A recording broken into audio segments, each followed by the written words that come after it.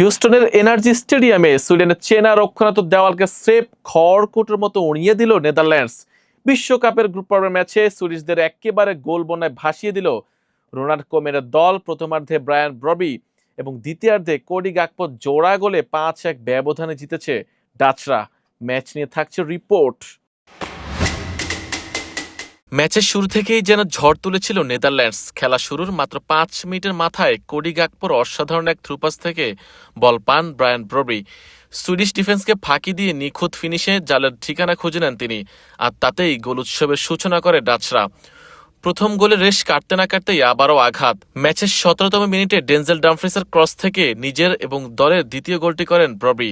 2 গোলে পিছিয়ে পড়ে দিশেহারা হয়ে পড়ে সুইডেন। প্রথমার্ধে 2-0 ব্যবধানে এগিয়ে থাকা নেদারল্যান্ডস বিরতির পর আরও ভয়ঙ্কর রূপে মাঠে নামে।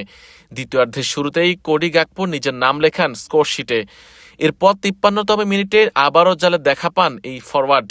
নিজের জোড়া গোল পূর্ণ করার পাশাপাশি ডাচদের এনে দেন 4-0 গোলের বিশাল লিড। 4 গোল হজম করার পর অবশেষে 59তম মিনিটে একটি সান্ত্বনাসূচক গোল শোধ করে সুইডেন। বদলি খেলোয়াড় অ্যান্থনি ইলঙ্গার গোলে কিছুটা স্বস্তি পেলেও ম্যাচে ফেরার কোনো সুযোগ তৈরি করতে পারেনি তারা। বারবার আক্রমণে উঠেও ডাচ রক্ষণভাগ ভাঙতে ব্যর্থ হয় সুইডিশরা। এরপর ম্যাচের একদম শেষ মুহূর্তে আরও একটি গোল করে জয়কে আরও বড় করে তোলে নেদারল্যান্ডস।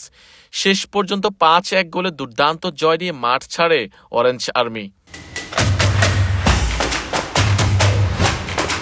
জাপানের বিপক্ষে প্রথম ম্যাচে ড্র করে পয়েন্ট হারানো নেদারল্যান্ডস এই জয়ের মাধ্যমে শুধু পূর্ণ 3 পয়েন্টই অর্জন করেনি, গোল ব্যবধানেও নিজেদের অবস্থান শক্ত করেছে। অন্যদিকে প্রথম ম্যাচে তিউনিসিয়াকে বড় ব্যবধানে হারানো সুইডেন এদিন ডাচদের গতিময় ফুটবল আর নিখুঁত ফিনিশিংয়ের সামনে পুরো ম্যাচ জুড়ে ছিল অসহায়।